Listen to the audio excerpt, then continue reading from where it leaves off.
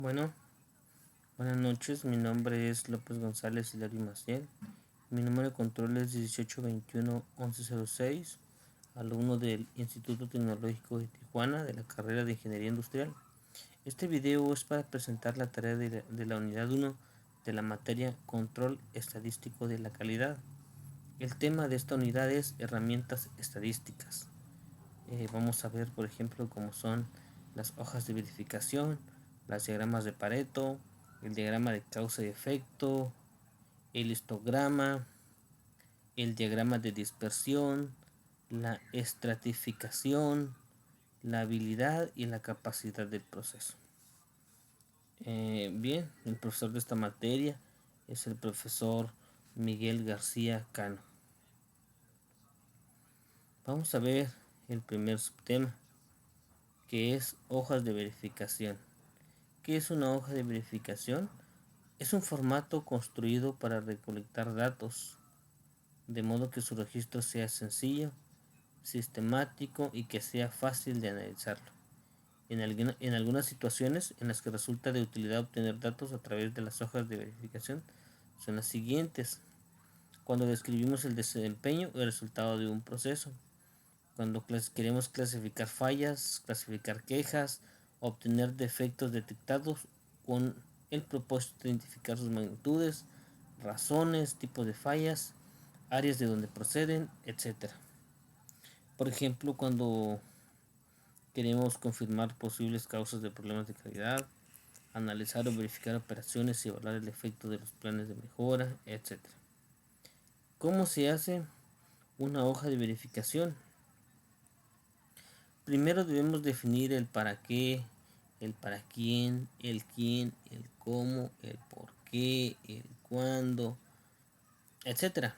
Antes de elaborar nuestra hoja de verificación debemos hacer este análisis para ver primeramente cuáles son nuestras necesidades. Segundo, pues diseñamos nuestro formato. Ahora sí, de acuerdo a las necesidades o las características que nosotros queremos analizar. Tercero, capturamos nuestros datos obtenidos. Pues bien, yo hice uno aquí, un ejemplo. Por ejemplo, yo aquí trabajo en una empresa que se dedica a la inyección de plástico. Así que elaboré mi hojita aquí. Le puse mi nombre, Maciel López, la fecha, 12 de septiembre de 2020, el área de moldeo, el número de parte no se lo puse. Y puse unos códigos para defectos. Por ejemplo, puse una crucecita para cortos, un círculo para pandeados, un triángulo para color diferente, una X para marcas de estrés. Y evalué una pieza, un molde de 8 cavidades y evalué las características, los defectos en cada molde durante 5 días que trabajó. Y aquí le puse algunos datos, por ejemplo, de cortos. El día 1 tuvo 3 cortos en la cavidad 1, tuvo en la cavidad 5 tuvo un corto, en la cavidad 7 tuvo un corto, y así sucesivamente. Bueno, esa es mi hoja de verificación, ese es mi ejemplo, una hojita sencilla. Vamos a pasar al siguiente subtema, un diagrama de Pareto. ¿Qué es un diagrama de Pareto? Es un gráfico de barras que nos ayuda a identificar prioridades y causas, ya que se ordenan por orden de importancia a los diferentes problemas que se presentan en un proceso. La viabilidad y la utilidad general del diagrama está respaldada por el llamado principio de Pareto, conocido como la ley del 80-20, en el cual se reconoce que pocos elementos, es decir, el 20%, genera la mayor parte del defecto, el 80%. Y el resto de los elementos propician muy poco el efecto total. Muy bien. Por ejemplo, aquí hice mi propio ejemplo. Por ejemplo, hice lo de la tablita anterior. Aquí lo hice un sumario. Por ejemplo, de cortos son 17, de pandeados son 10, de color diferente fueron 10, de marcas de estrés fueron 12. Total fueron 49, ¿no? 49, que representa el 100% del total de mis defectos. Aquí tengo un porcentaje, 34, 10, 20, 40 y así sucesivamente. Entonces aquí hice mi gráfica de Pareto. Mi diagrama de Pareto, perdón. Entonces aquí puse de cortos que habían 17, de pandeados 10, de color diferente 10, de marcas de estrés son 12. Y aquí podemos hacer la evaluación empleando la técnica del principio de Pareto, conocido como la ley del 80-20, y así saber qué defecto atacar. En este caso, por ejemplo, sería cortos, porque genera más problemas el 80%. Bueno, ahora pasamos a nuestro diagrama de causa-efecto, conocido también como diagrama de Ishikawa. Este es un método gráfico que relaciona un problema o un efecto con los factores o causas que posiblemente generen un problema.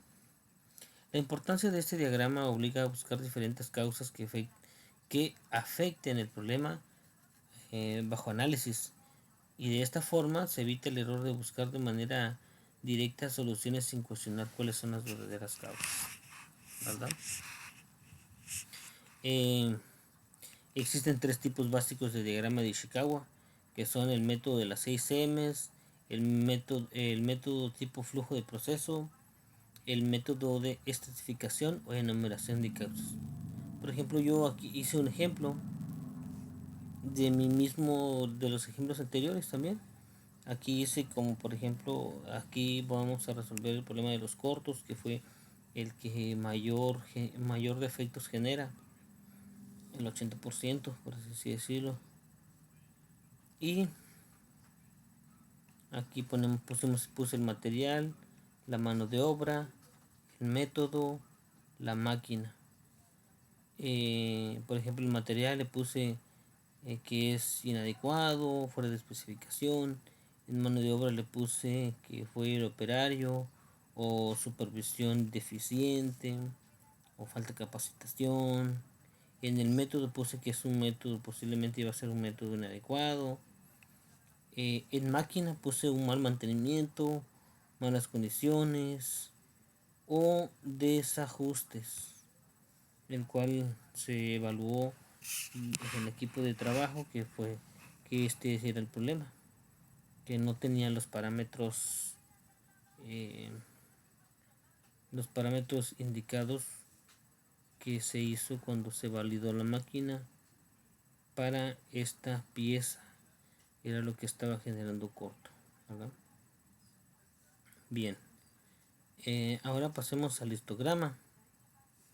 El histograma es una representación gráfica de la distribución de un conjunto de datos o de una variable, donde los datos se clasifican por su magnitud en cierto número de clases. Es decir, aquí los datos, por ejemplo, podemos poner que sea una especificación, ¿no? Y lo ponemos, no sé, cada 3 milésimas en el rango de las tolerancias, y el mayor dato se representa con una gráfica con una barrita, cuántos datos hay dentro de esos datos, o sea, qué cantidad de piezas hay de esa medida, y se suma hacia arriba. De esta manera pues nos permite visualizar la tendencia central, la dispersión y la forma de la distribución. Cuando un histograma se construye de manera correcta, es resultado de un número suficiente de datos. ¿Cuánto podemos decir que es un número suficiente de datos? Sí, de preferencia más de 100 datos. Podemos interpretar los siguientes puntos en el histograma. Eso es lo que nosotros podemos interpretar. Podemos observar la tendencia central de los datos, estudiar el centrado del proceso, examinar la variación del proceso. Por ejemplo, aquí tomé un ejemplo nomás para ver eh, para analizar y observar la tendencia central de los datos. Vemos que la tendencia está más inclinado hacia el lado derecha de nuestra pantalla.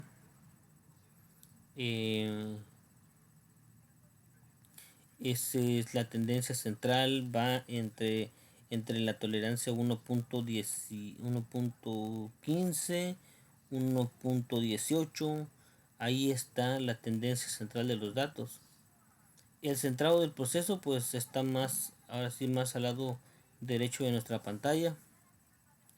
La variación pues no es la que quisiéramos, pero tiene mucha variación. Debería ser una amplitud más cerrada. Esta variación es muy abierta. Es lo que nosotros podemos examinar con, mediante los datos obtenidos en una en un histograma. Bien, pasemos al siguiente. Bueno, ahora vamos a ver qué es un diagrama de dispersión. Un diagrama de dispersión es una gráfica cuyo objetivo es analizar la forma en que dos variables numéricas están relacionadas. El diagrama de dispersión es una gráfica de tipo XY, donde cada elemento de la muestra es representado mediante un par de valores, como XY, YY, etc. Y el punto correspondiente en el plano cartesiano XY. Por ejemplo, aquí hice un ejemplo de un proceso de pinturas de piezas. Por ejemplo, aquí puse la velocidad en revoluciones por minuto cuando se agita una pieza a la hora de pintar. Es decir, se mete la pieza a la pintura de polvo y se mueve, se agita a cierta velocidad. Y tenemos como resultado las impurezas, el porcentaje de las impurezas. Aquí tenemos una tablita cuando lo agitamos a 20, a 22, a 24, a 26, a 28, a 32, a 34, a 36, a 38, a 40, a 42. Y las impurezas también del lado derecho, 8.4, 9.5, etcétera, etcétera, etcétera. Bueno, aquí está nuestro diagrama de dispersión. ¿Qué podemos ver en este diagrama de dispersión? Vemos que tiene una correlación lineal positiva. Bueno, en ese lado, por ejemplo, abajo tenemos la velocidad y por el lado a un lado tenemos las impurezas. Vemos que aquí están las revoluciones 20, 24, 28, 32, 36. El patrón que sigue este diagrama de dispersión, como decimos, es correlación lineal positiva. ¿Por qué decimos que es lineal positiva? Porque va en forma ascendente, en forma de línea, hacia el lado positivo. Y como podemos observar los datos, por ejemplo, ahí está la revolución y aumenta la impureza. Aumentamos la velocidad, aumenta la impureza. Aumentamos la velocidad, aumenta la impureza. Y así sucesivamente sigue ese patrón. Entonces podemos analizar esos datos. Aquí también se nos mencionan algunos otros patrones de correlación. Por ejemplo, aquí está la correlación lineal positiva, que es el ejemplo que nosotros acabamos de explicar, del diagrama de dispersión que vimos. También hay diagramas de dispersión con correlación lineal negativa, no correlación y una relación parabólica. Por ejemplo, vamos a analizarlo brevemente. Aquí hay unos ejemplos. Por ejemplo, aquí está una correlación lineal positiva. Si ustedes se dan cuenta, el patrón que siguen estos datos va de una forma ascendente hacia el lado positivo. Y una correlación lineal negativa es todo lo contrario. Va de hacia abajo, hacia arriba, pero hacia el lado negativo. También es lineal, pero ahora ya no es positivo, es negativo porque va para el lado contrario. Y aquí está cuando no hay correlación, es decir, todos nuestros datos están muy dispersos, no hay ninguna relación, ningún patrón que sigue. Aquí está también la relación parabólica. Esto quiere decir que nuestros datos, cuando los analizamos, hacen como una parábola. Todos nuestros datos en forma de parábola. Por eso se llama relación parabólica. Bien, vamos a pasar al siguiente subtema, que es estratificación. ¿Qué es la estratificación? ¿En qué consiste? Pues consiste en analizar problemas, fallas, quejas o datos, clasificándolos de acuerdo con los factores que pueden influir en la magnitud de los mismos. La estratificación es una poderosa estrategia de búsqueda que facilita el entender cómo influyen los diversos factores o variables que intervienen en una situación problemática, de forma que sea posible localizar diferencias, prioridades, pistas que permitan profundizar en la búsqueda de las verdaderas causas de un problema. En pocas palabras sirve para, si nosotros tenemos algún defecto, pues queremos analizar la causa raíz, a ir más allá, ¿no?, de que solamente quedarnos con los datos de forma superficial. Es como lo dice aquí, profundizar en la búsqueda de las verdaderas causas de un problema. Bien, aquí puse un ejemplo.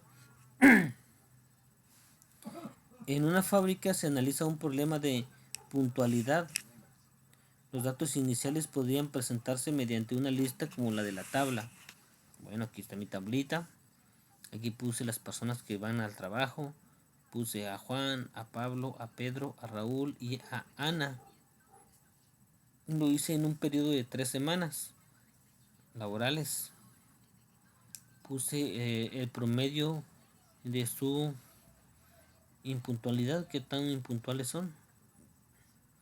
Por ejemplo, los lunes Juan llegó 2 minutos tarde, los martes 4 minutos, Pablo llegó puntual, pero el martes llegó 2 minutos tarde, Pedro el primer día llegó 5 minutos tarde, luego el martes 7 minutos, Raúl y así sucesivamente. Aquí lo que podemos observar a primera instancia, analizando la tablita, aquí Pedro destaca por su promedio, que es de 5.13 minutos de retraso diario. Y podemos también observar que seguido de él se encuentra Ana, con un promedio de 3.53.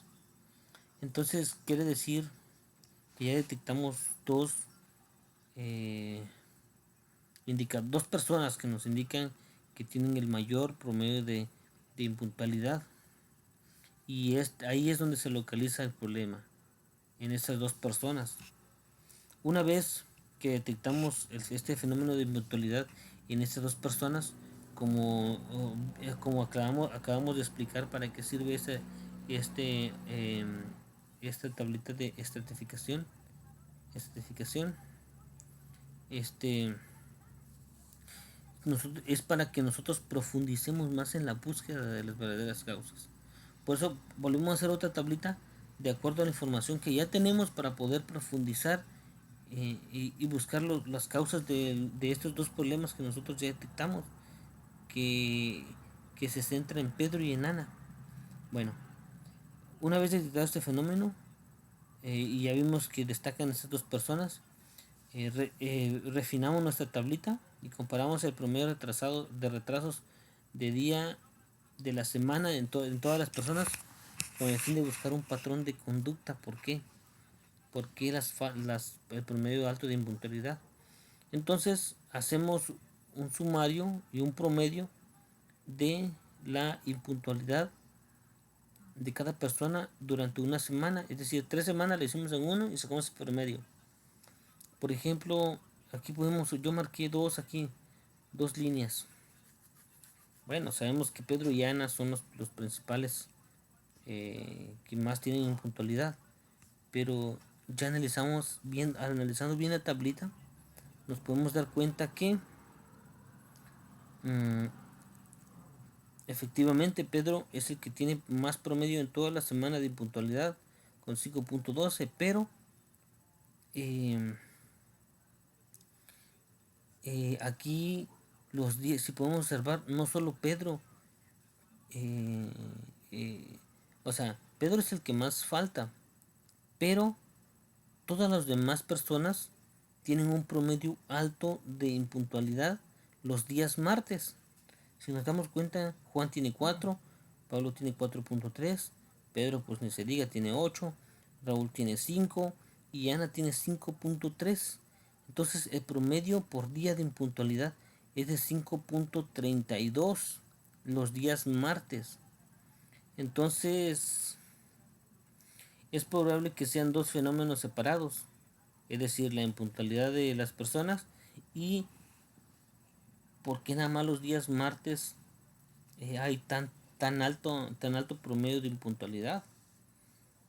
Eh, Eso lo podemos analizar desde dos ángulos diferentes. Pero todo esto no lo hubiéramos detectado, todo esto no hubiéramos detectado si no hubiéramos hecho este análisis por medio de la estratificación. Bien, vamos a pasar al subtema, y es el último subtema, es habilidad y capacidad del proceso.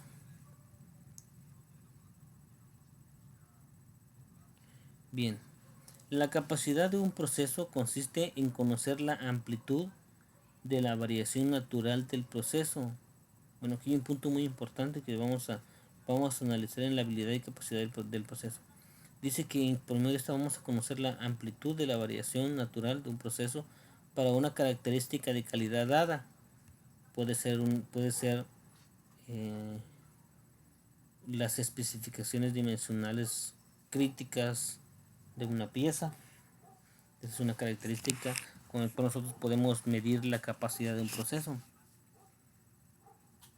Esto va a permitir saber en qué medida tal característica de calidad es satisfactoria, es decir, si cumple con las especificaciones de las características dadas de calidad.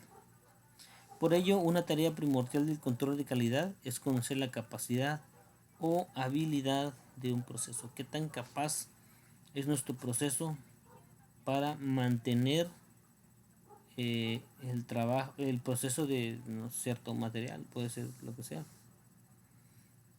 Aquí tengo un ejemplo. Este ejemplo lo bajé de la fuente de información que el profesor presentó. Nuestro profesor de esta materia pues nos puso como apoyo. El ejemplo dice: en un proceso de inyección de plástico, lo que tiene que ver con el área en el que yo trabajo, porque también es de inyección de plástico. Y dice el ejemplo: en un proceso de inyección de plástico, una característica de calidad del producto o disco, es un disco, es su grosor. Es decir, que esta es la característica de calidad dada en el cual nosotros vamos a conocer la capacidad de nuestro proceso, que debe ser de 1.20 milímetros con una tolerancia de 0.10. Quiere decir que nuestra tolerancia va desde 1.10 hasta 1.30 milímetros. En este rango se debe mantener nuestro proceso.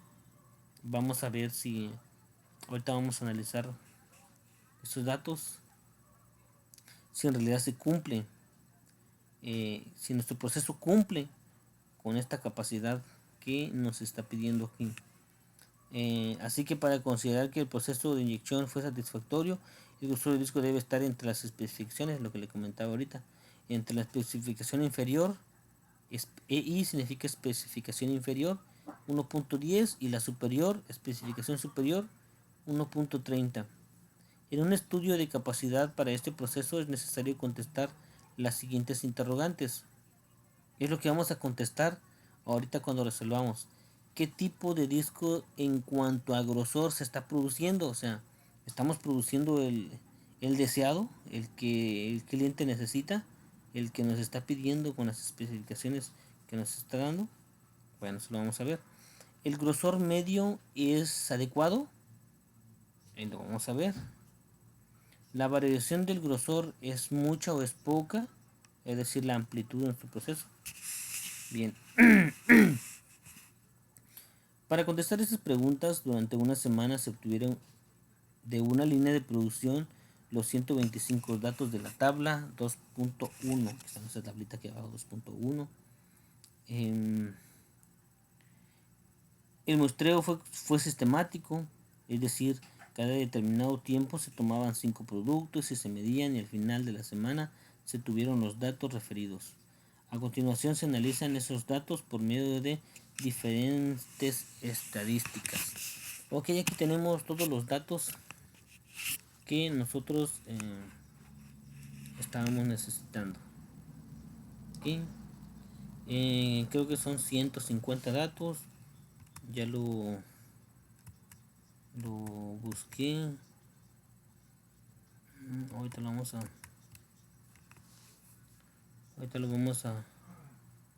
hacer. Ahorita vamos a realizar este ejemplo. Control estadístico de la calidad. 1.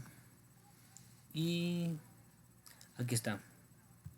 Para resolver para hacer este ejemplo lo vamos a hacer directamente desde Minitab.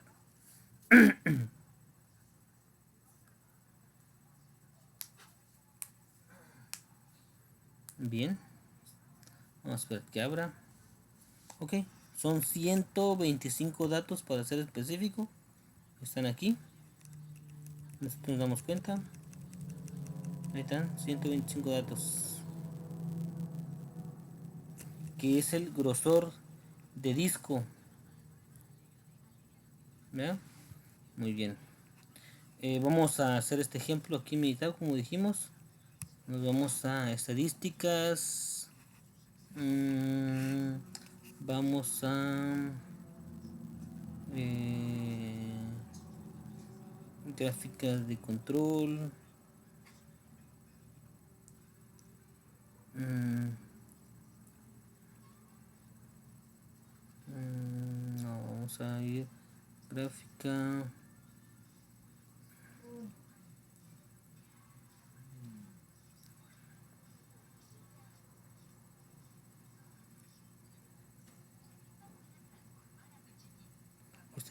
Estadísticas básicas. Permíteme.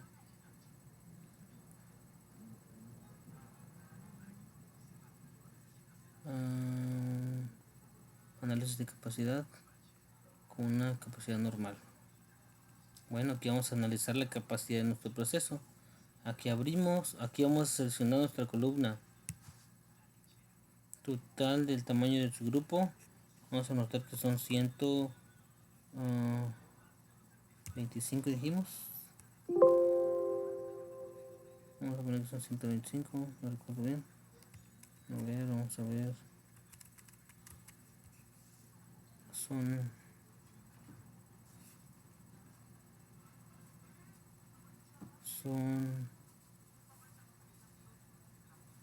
a ver, vamos a hacer un sumario.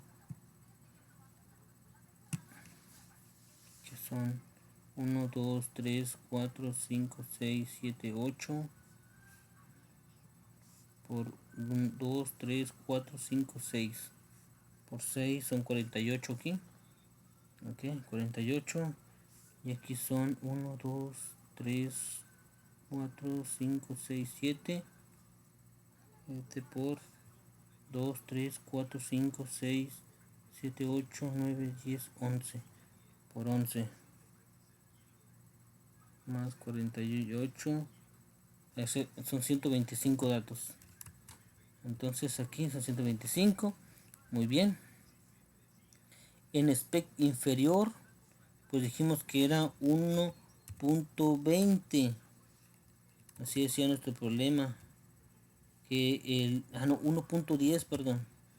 Entonces aquí va a ser 1.10. ¿Por qué? Porque este va a ser con el cual nosotros vamos a medir nuestro proceso. El spec superior es 1.30, porque si recordamos era más menos 0.10 milímetros. Bueno, aquí no vamos a poner nada. Vamos a ir a opciones. Aquí vamos a poner el objetivo. El objetivo ideal es 1.20. Vamos a poner capacidad de proceso o grosor de disco. Bueno, vamos en aceptar y le damos en aceptar. Y aquí tenemos nuestra capacidad de proceso del grosor de disco. Aquí está nuestra tolerancia. Si podemos dar cuenta cuáles eran las preguntas que teníamos que resolver en este problema, decía que la primera interrogante que tenemos que resolver es qué tipo de discos en cuanto a grosor se está produciendo. Vamos a nuestra tablita y el grosor en cuanto a discos que estamos produciendo, pues la mayoría va entre 1.16, 1.20.